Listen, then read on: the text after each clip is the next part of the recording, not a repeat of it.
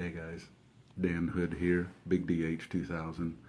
I took a shower before I got on this, but I've been sweating down in the shop tonight. Just finished this up. For some of you will remember, sometime back I made a Dragon Claw with an Ularis variation and had a few things, a few ergo curves that gave one a reminder of Bill Hayes' Scorpion as well. Bean Flip is the original inventor of the Dragon Claw. Well, Peppermack, also known as Karl, saw it and he wanted one for himself. There's only one problem. Mike and Karl got very different size hands, so I had to make some adjustments to it. And not only that, but Mike holds with the left, Karl holds with the right. So here's what I came up with. Okay, let me hold this in this hand. As you can see, it's got the ergo shape and the whole link shape that you find in stuff like the Scorpion, Bill Hayes' Scorpion. You also notice it's got the dragon shape. Another complaint that Karl had is the one I made. Well, he said he was too scared to shoot with only 1 1/8" gap. This actually has just shy, this is about, I think it's 1 3/4 inches, maybe even almost close to 2 inches, not quite 2 inches. Got the Ularis plugs. Karl also regularly shoots tubes, so I made these spots a little wider to hold his 3/16 tubes that he prefers. I also made this hole bigger. This is a 7/8 inch hole instead of the 3/4 that normally goes on the Dragon Claw. So it allows for a bigger finger.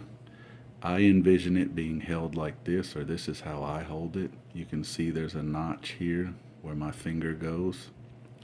There's also the notch over here.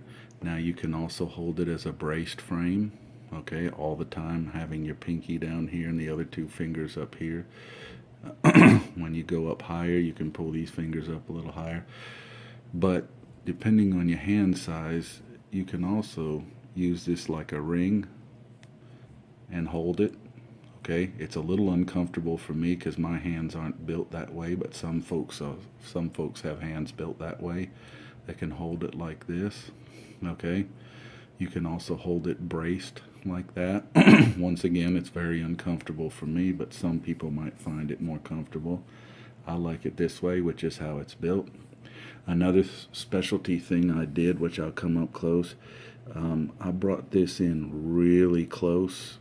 Okay, you notice that it's a little thicker on the outside. I brought it in close since Karl was so scared of fork hits while he was shooting it through the fork. I made it so that the Ularis plugs actually cover the slingshot in this area.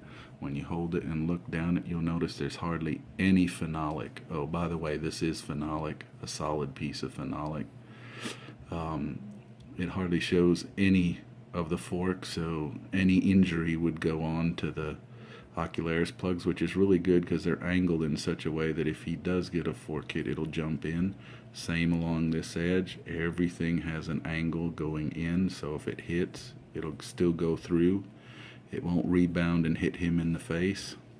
Okay, the only problem he might have is you can see your finger over here peeks out a little bit when you hold it.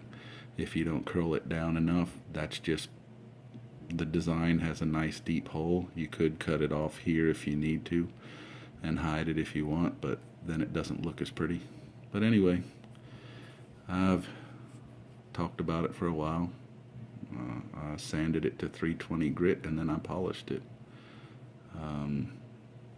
The other thing too is, you got to have a minimum of a 1/2 inch fork to hold these Ularis plugs well.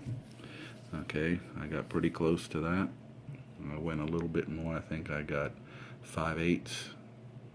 I don't know what else to say, guys. This is headed out to Karl Peppermack. I hope he likes it. It's good for a big hand like he has. Let me just zoom in on this and fade on out.